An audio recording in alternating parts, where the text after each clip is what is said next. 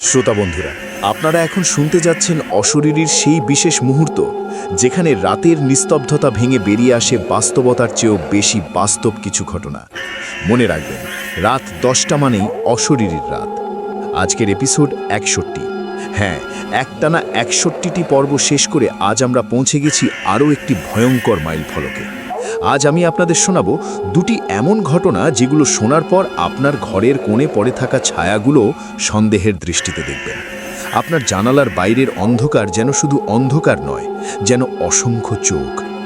আজকের প্রথম ঘটনাটি একটি শ্মশানে চিতা পোড়ানোর সময় ঘটে যাওয়া সত্যি ভৌতিক ঘটনা, যে ঘটনা শুনলে আপনি বুঝতে পারবেন মৃত্যুর পরেও কিভাবে কেউ জ্বলে উঠতে পারে দ্বিতীয়বার। আর দ্বিতীয় ঘটনাটি একটি প্রত্যন্ত গ্রামে ঘটে যাওয়া সত্যি ভৌতিক ঘটনা, যেখানে গ্রামবাসী আজও রাত 12টার পর ঘর থেকে বেরোয় না। প্রতিটি ঘটনা এতটাই বিস্তারিত, এতটাই গভীরে যাবে যে আপনি শুনতে শুনতে নিজেই সেই জায়গায় উপস্থিত হয়ে যাবেন। তাহলে সময় নষ্ট না করে শুরু করা যাক। ঘটনা শুরু করার আগে একটা ছোট্ট অনুরোধ, যারা এখনও অশরীরী পরিবারে যুক্ত হননি তারা প্লিজ সাবস্ক্রাইব বাটন ও পাশের বেল আইকন টিপে অল নোটিফিকেশন অন করে নিন, কারণ আজকের ঘটনাগুলো এতটাই ভয়ঙ্কর যে শুনে আপনি হয়তো আর ফিরে আসার সাহস পাবেন না। আর যারা আগে থেকেই সাবস্ক্রাইবার, তারা আজকের ঘটনায় রেটিং দিতে লাইক বাটনে ক্লিক করুন এবং কমেন্টে লিখুন আমি প্রস্তুত, যদি আপনি আজকের আতঙ্ক সহ্য করার সাহস রাখেন। প্রথম ঘটনা, শ্মশানের শেষ চিতা। প্রথম ঘটনাটি আমাদের পাঠিয়েছেন অনেক ঢাকার একটি বেসরকারি বিশ্ববিদ্যালয়ের শিক্ষার্থী, কিন্তু তার বাড়ি টাঙ্গাইলের ভূঁইয়াপুর উপজেলার একটি ছোট গ্রামে। গত বছর তার দাদা মারা যান, আর সেই সূত্রেই ঘটনাটি ঘটে। অসংখ্য ধন্যবাদ অনিককে তার সাহসের জন্য, এই অবিশ্বাস্য ঘটনা আমাদের সাথে ভাগ করে নেওয়ার জন্য। 2023 সালের ডিসেম্বর মাস, 23 ডিসেম্বর তারিখটা ঠিক মনে আছে অনিকের। শীত তখন বেশ জাঁকিয়ে পড়েছে। অনিকের দাদা আব্দুল করিম মিয়া, বয়স হয়েছিল 88 বছর। বার্ধক্যজনিত কারণে বেশ কিছুদিন অসুস্থ থাকার পর তিনি মারা যান। পরিবারের শোক নেমে আসে। গ্রামের নিয়ম অনুযায়ী মৃত্যুর পরদিনই সকালে দাফনের আয়োজন করা হয়, কিন্তু অনিকের দাদা ছিলেন হিন্দু, তাই দাফন নয়, ছিল শ্মশানে দাহ করার রীতি। ভূঁইয়াপুরের ওই অঞ্চলে আলাদা করে তেমন একটা পাকা শ্মশান নেই। গ্রাম থেকে প্রায় 3 কিলোমিটার দূরে যমুনা নদীর তীর ঘেঁষে একটি পুরনো শ্মশান রয়েছে। স্থানীয়রা একে বলে মহাশ্মশান। এলাকাটি এতটাই নির্জন যে দিনের বেলাতেও সেখানে গেলে গায়ে কাটা দেয়। চারিদিকে শুধু উঁচু উঁচু বাঁশঝাড় আর নদীর ওপারের বিস্তীর্ণ চর। আশেপাশে কোনো মানুষের বাস নেই। শ্মশানের একপাশে একটি অর্ধপোড়া শিব মন্দির, যার দেওয়াল কালো পাথরের মতো পুড়ে গেছে বছরের পর বছরের চিতার আগুনে। অনিকের দাদার মৃত্যুর খবর পেয়ে গ্রামের প্রায় সবাই ছুটে আসেন। শেষকৃত্যের আয়োজন শুরু হয়। বিকেল 4টের মধ্যে নদীর ঘাটে গিয়ে সমস্ত রীতি মেনে সংস্কারের কাজ শেষ করতে হবে, কারণ সন্ধে হলেই শ্মশান এলাকা ছেড়ে আসার রীতি রয়েছে সেখানে। আমি এখন অনিকের ভাষায় ঘটনাটি বলছি। আমার দাদা ছিলেন খুব শান্ত ও ধার্মিক মানুষ, জীবনে কাউকে কটু কথা বলেননি, তাই গ্রামের মানুষ স্বতঃস্ফূর্তভাবে শেষকৃত্যে অংশ নিলেন। আমরা বেলা 2টোর দিকে কাঁধে করে দাদাকে শ্মশানে নিয়ে যাই। পথ প্রায় 3 কিলোমিটার। পুরো পথ শ্মশানের গান বাজতে থাকে আর আমরা কাঁধ বদলাতে থাকি। শ্মশানে পৌঁছে দেখি আগের দিনের একটি চিতার ছাই এখনও জ্বলছে। সেখান থেকেই অগ্নি নেওয়া হয় নতুন চিতার জন্য। চিতা সাজানো হয়, দাদাকে সেখানে শোয়ানো হয়, পুরোহিত মশাই মন্ত্র পড়তে থাকেন, আমার বাবা মুখাগ্নি করেন। এরপর 4 দিক থেকে আগুন দেওয়া শুরু হয়। চিতা যখন পুরো দাউ দাউ করে জ্বলছে, তখন সূর্য প্রায় অস্ত যাওয়ার পথে। নদীর ওপারের চর থেকে শেয়ালের ডাক ভেসে আসছে, কিন্তু কেউ সেদিকে মনোযোগ দিচ্ছে না। এখান থেকেই শুরু হয় অদ্ভুত ঘটনা। অনেক জানান, চিতা জ্বলতে শুরু করার প্রায় 20 মিনিট পর হঠাৎ করেই চিতার আগুন নীলচে সবুজ রং ধারণ করে। শুরুতে সবাই ভেবেছে হয়তো লাকড়িতে কোনো রাসায়নিক কিছু ছিল, কিন্তু ঘটনা সেখানেই থামেনি। নীল আগুন যখন জ্বলছে, তখন শ্মশান সংলগ্ন শিব মন্দির থেকে শোনা যায় ঘণ্টা বাজার শব্দ, কিন্তু সেখানে তো কেউ ছিল না। অনিক বলে, আমি তখন আমার মামার পাশে দাঁড়িয়ে। হঠাৎ মামা আমার হাত চেপে ধরে বললেন, ওই দেখ। আমি তাকিয়ে দেখি চিতার ওপরে ধোঁয়ার মধ্যে এক ধরনের আকৃতি দেখা যাচ্ছে। প্রথমে মনে হলো কুয়াশা, কিন্তু সেটা মানুষের মতো। ধোঁয়া ওঠার সঙ্গে সঙ্গে সেটা দুলছে। আমি ভয় পেয়ে গেলাম, কিন্তু কাউকে বলতে পারছি না। চিতা জ্বলছে প্রায় 1.5 ঘন্টা। রাত তখন প্রায় 5:30। সন্ধে ঘনিয়ে এসেছে। হঠাৎ করেই চিতার লাকড়ের স্তূপ থেকে বিকট শব্দ হলো। ফাটাং করে একটা শব্দ, যেন কেউ ভেঙে বেরিয়ে আসছে। উপস্থিত প্রায় সবাই পিছিয়ে গেলেন, কারো মুখে কথা নেই। সবাই দেখলেন চিতার মাঝখানের কিছু জ্বলন্ত কাঠ ছিটকে পড়ল বাইরে। আর তখনই ঘটল সবচেয়ে অবিশ্বাস্য ঘটনা। অনিকের ভাষায়, চিতার ভেতর থেকে আমার দাদা সোজা হয়ে বসে পড়ল। আগুনও তখনও জ্বলছে তার গায়ে, মুখ পুড়ে কালো, কিন্তু চোখের পাতা দুটো খুলে গেল। পুরো শরীর জ্বলছে, আর তিনি আমাদের দিকে তাকিয়ে আছেন। চিৎকার করে কান্না শুরু করলেন উপস্থিত মহিলারা। আমার বাবা তো মাটিতে লুটিয়ে পড়লেন। আমি জায়গায় দাঁড়িয়ে পাথর হয়ে গেলাম। সবাই ভয়ের চোটে ছোটাছুটি শুরু করলেন। কেউ দৌড়ে গ্রামের দিকে পালালেন, কেউ নদীর পাড়ে গিয়ে লুকালেন। কিন্তু সেখানে ছিলেন শ্মশানের পুরোহিত, প্রায় ৭০ বছরের বৃদ্ধ। নাকি এমন ঘটনা বহুবার দেখেছেন। তিনি সবাইকে শান্ত করতে লাগলেন, কিন্তু কেউ শোনার মতো অবস্থায় নেই। অনেক জানান দেহটি বসা অবস্থায় প্রায় ৩০ সেকেন্ড ছিল, তারপর আবার ধপ করে পড়ে গেল চিতার ওপর। আবার আগুন জ্বলতে শুরু করলো আগের মতোই। কিন্তু তার পরপরই শ্মশানের চারপাশের বাঁশঝাড় থেকে ভেসে আসতে লাগলো এক ধরনের হাসির আওয়াজ, বিকট কর্কশ হাসি, যেন কেউ উপভোগ করছে এই দৃশ্য। সেই রাতে আর কেউ শ্মশানে থাকেনি, এমনকি পুরোহিত চলে যান। কিন্তু যাওয়ার আগে তিনি অনিকের বাবাকে বললেন, তোমার বাবা পুরোপুরি মুক্তি পাননি, কিছু একটা তাকে আটকে রেখেছিল। আজ তিনি দেখিয়ে গেলেন, এখন শান্তিতে যাবেন। কিন্তু মনে রাখবে, ১৩ দিনের শ্রাদ্ধের সময় যেন নদীর ঘাটে একা না যাস কেউ। ১৩ দিন পর অনিকের পরিবার শ্রাদ্ধের আয়োজন করে। গ্রামের নিয়ম অনুযায়ী শ্রাদ্ধের দিন নদীর ঘাটে গিয়ে অস্থি বিসর্জন দিতে হয়। অনিকের বাবা অসুস্থ হয়ে পড়েন, তাই অনিককেই যেতে হয় তার মামার সঙ্গে। অনিক বলে, আমরা সকালবেলা নদীর ঘাটে যাই, অস্থি কলস নিয়ে নামি জলে।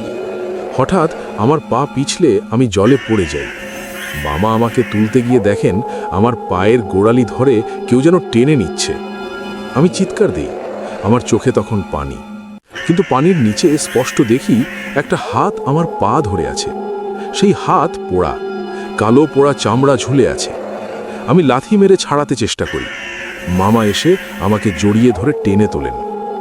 ওই হাত দেখে আমি চিনতে পারি এটা আমার দাদার হাত। কিন্তু দাদা তো ১৩ দিন আগে পুড়ে গেছেন, তাহলে এই হাত কোথা থেকে এলো?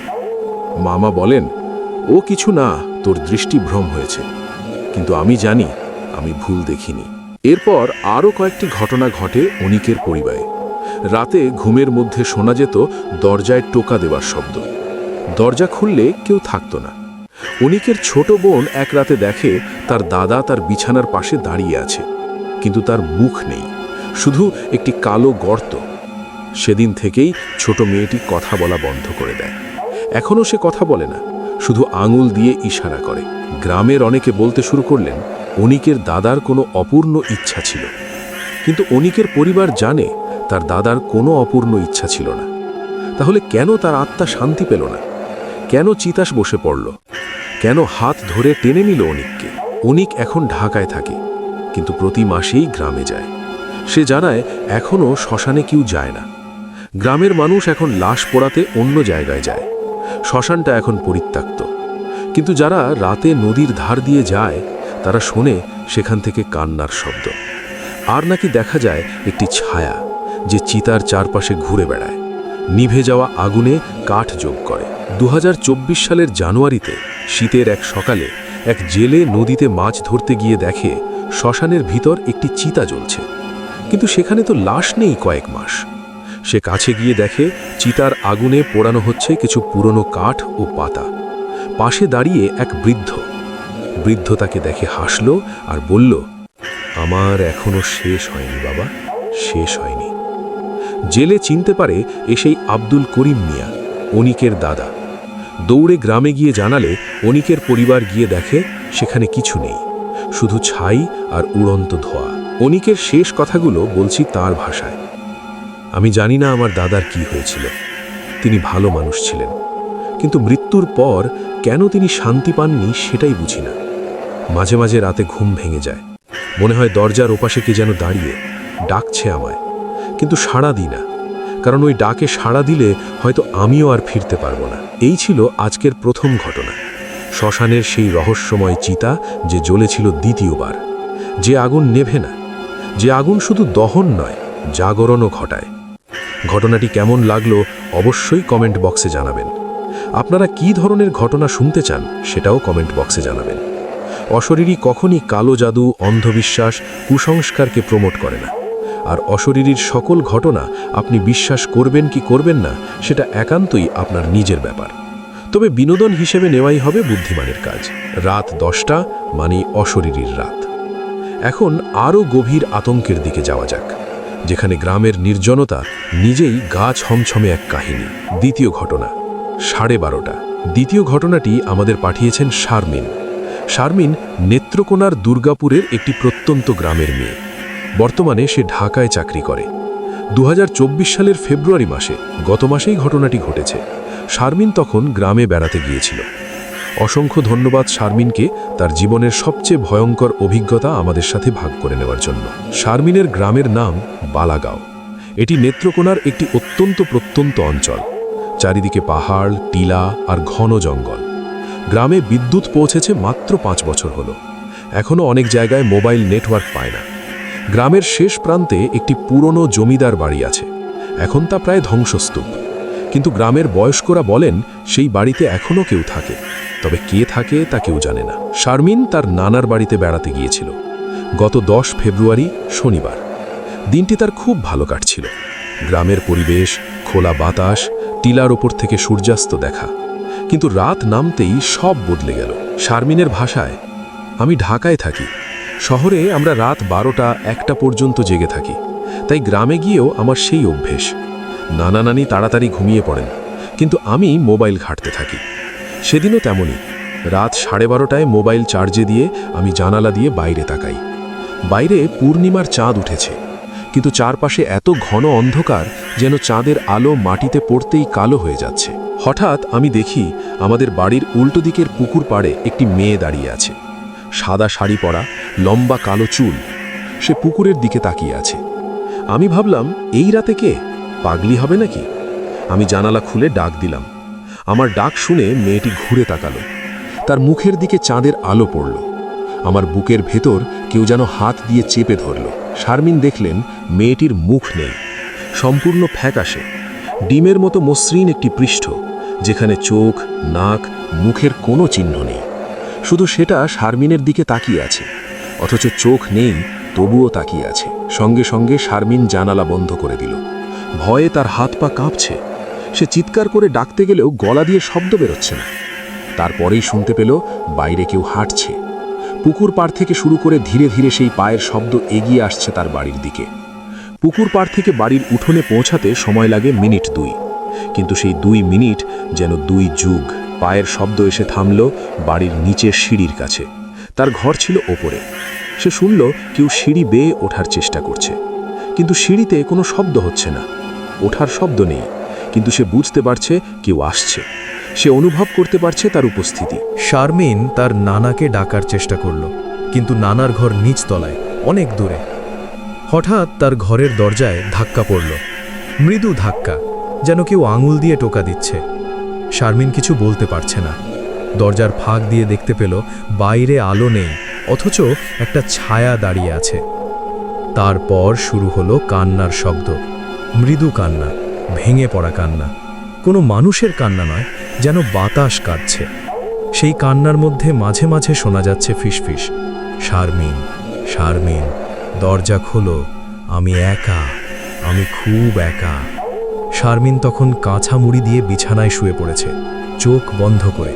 বারবার মনে করছে এটা স্বপ্ন, কিন্তু যখন চোখ খুলছে দেখছে একই ছায়া দরজার ওপাশে। কখনো দরজার ফাঁক দিয়ে দেখা যাচ্ছে সেই মুখহীন মেয়েটির কালো ছায়া। এই অবস্থা চলল প্রায় আধা ঘন্টা। ঠিক রাত 1:25 হঠাৎ মোরগ ডেকে উঠল। গ্রামের কোনো বাড়িতে মোরগ ছিল। সেই ডাক শোনা মাত্র দরজার ওপাশ থেকে কেউ দ্রুত সিঁড়ি দিয়ে নেমে যাচ্ছে। তারপর নিস্তব্ধতা। শারমিন সারা রাত জেগে কাটালো। সকালে নানাকে সব বললে নানার মুখ কালো হয়ে গেল। তিনি বললেন, তুই ওই মেয়েটাকে দেখেছিস? তোকে ডেকেছে? তুই দরজা খুলিসনি তো? শারমিন বলল না। নানা স্বস্তির নিঃশ্বাস ফেললেন। তারপর নানা যা বললেন তাতে শারমিনের রক্ত হিম হয়ে গেল। প্রায় 20 বছর আগে ওই জমিদার বাড়িতে একটি মেয়ে থাকত। নাম ছিল অনু। গ্রামের এক যুবকের সাথে তার প্রেম হয়, কিন্তু যুবক ছিল অন্য সম্প্রদায়ের। গ্রামবাসী এই প্রেম মেনে নেয়নি। এক রাতে গ্রামের কিছু দুষ্কৃতকারী জমিদার বাড়িতে ঢুকে অনুকে ধর্ষণ করে। তারপর তার মুখে খাড় ঢেলে দেয়। সম্পূর্ণ মুখ পুড়ে যায়।